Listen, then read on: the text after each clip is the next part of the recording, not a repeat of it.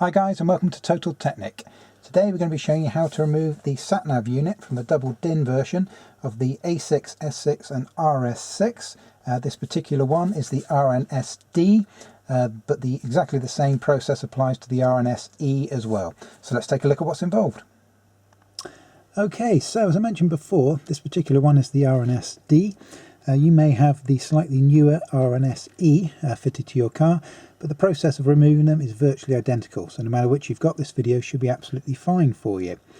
Now, the main thing to mention before we get stuck in is you will need a specialist tool to get this out. It's actually 4 of them that you'll need. There's a little tool that looks something like this here. So as you can see, we've got a straight edge and a curved edge and a little notch there that's fitted on the curved edge there. Now you can buy these very inexpensively on eBay if you type in something like Audi stereo removal tool, Audi Sat Nav removal tool, something of that nature. You'll come up with dozens or probably hundreds of these little tools like so. When you come to buy your set, ensure that you buy a set that comes with 4. Many of them only come with 2, which is fine if you've only got a single DIN stereo, but these sat navs are double DIN, so you're going to need 4. So make sure whatever you buy does come with 4 of these, very important. So let's get stuck in. So the tool has a straight edge and a curved edge, and the straight edge is always to the outer edge of the sat nav, and the curved edge always fits in towards the center of the sat nav. That applies to all 4 corners. So when I put this in on this side, as I'm about to do in a second, I want the curved section to the inside of the unit, and likewise when I flip that over to do the other side, I will want the curved section facing the center of the unit. So that's how you insert these. So on these sat nav units, they tend to have rather discreet little slots that these tools fit into. So remember again, the curved section facing the center of the unit. On this particular one, just above this display button here is a little hidden slot. So we're going to put that in there like so. And when you push this in, you should feel no resistance, no scratching, no grinding. And it should push in, and as it gets towards the end, you should feel it pushing back on you. That's exactly what you want. And as it does that, just push it in just so it clicks. Hopefully you heard that just click into place like so. So that's the first one. I'm just going to repeat that very quickly for the remaining 3.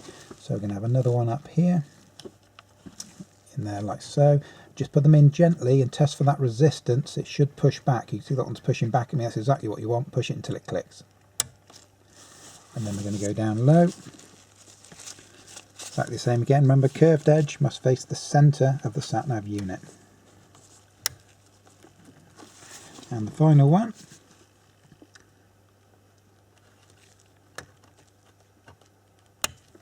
Like so. So now I've got all 4 in, we can focus at getting it removed. Okay, now one thing I'm going to do just before I pull this out, if you've got a manual, you might want to put it back into 4th gear, just give yourself a little bit more space. You don't have to do this, it is optional, but I'm just going to put the key in the ignition. I'm just going to move the gear stick back to give us a little bit more space. And then what I'm going to do is I'm just going to place a cloth over the top of the gear stick here, because on the underside of the sat nav it's like a moulded kind of aluminium. It tends to be quite rough on the underside and around the edges. What you don't want to do is scratch your nice little leather gear stick knob there, so be sure to protect that, otherwise you're going to end up with a load of scuffs and scratches on the top of it. So let's take a look at getting it out. Okay, so we've got all 4 of these tools in place. Sometimes it can be quite sticky. I find the best way to do it is if you grab opposing corners. So I'm going to grab the lower corner on this side, the upper corner on that side. I'm going to wiggle it like so, and if it's in quite tight, you kind of swap between corners. So let's see how this one is. No, it's not too bad. Sometimes they come out quite nicely, other times they can be a real pain. But that's the unit here, as you can see, ready to come out. So I'm just going to change the angle and I can show you the back of this unit. Okay, so now we've pulled it forward, you can twist it to the side and that'll give you access to all of the leads on the rear here. One thing that I didn't mention before, just before we disconnect any of these, is when you kill the power to this unit, it will probably want its security code to be input the first time you switch it on. So make sure you do have that security code before you disconnect this, just in case. So do bear that in mind. So let's get these removed. We've got the main aerial cable down here, so just pop that off. Then we have this small connector right here next to it. and if you just pinch the two ears either side and give them a wiggle, that'll pop off also. Okay, next we're going to focus on this one here. You can see this one's got this kind of bluish green support arm on it, and just in front of that it's got like a little tab. Hopefully you can just about see I'm pressing that down with my nail there. So what you need to do is lift this arm forward, but this little thing in the middle stops it moving forward. So you've got to press that down and then move that forward, if that makes any sense. As you push that forward, it will actually push itself out of the socket, and that one's removed. Then we have the controller cable here. It's like a DIN type thing. So just pull that out like so. And on this particular unit, you can see we've got two connectors here. These tend to come out in a similar fashion. You may have more or less connectors, depending on what options you have in your car. So we've got a little security tab just at the bottom there. Press that in. Pull that one out like so. On this top connector here, we've got a little tab here to stop it coming out. The same on both sides.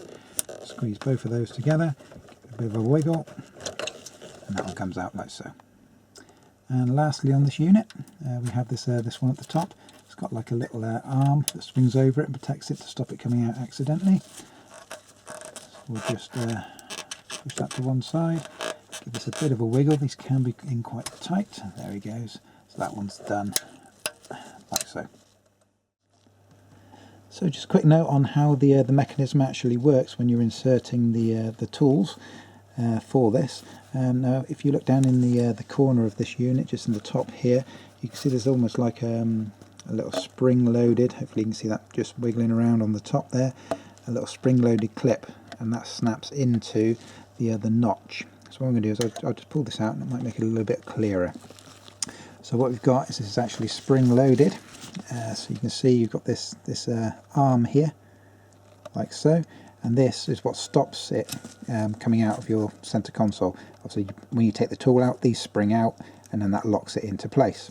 So what happens is, when you feed this in, you can see it will push the whole spring in on the side, like so, and then that notch will click into place like that. And that obviously stops it from coming back out, and that allows you to slide the whole unit forward. So to remove the tool again, you just push that in to release it from that notch there, and just slide it gently backwards. Now what can happen is sometimes if these have been badly fitted, these springs can get damaged, and so when you push this in, you're not actually you can come the wrong side of it, or it won't be in quite the position that you expect it to. So that's why I say when you push these in, just be careful with it, because you should feel that resistance when you go in. There shouldn't be any grinding or scratching. If there is, chances are you're kind of going in the wrong side or something like that. But just kind of feel it as it goes in, and you can't really go too far wrong with it as long as it's been properly fitted before. So that's how it works, and that's how you remove it.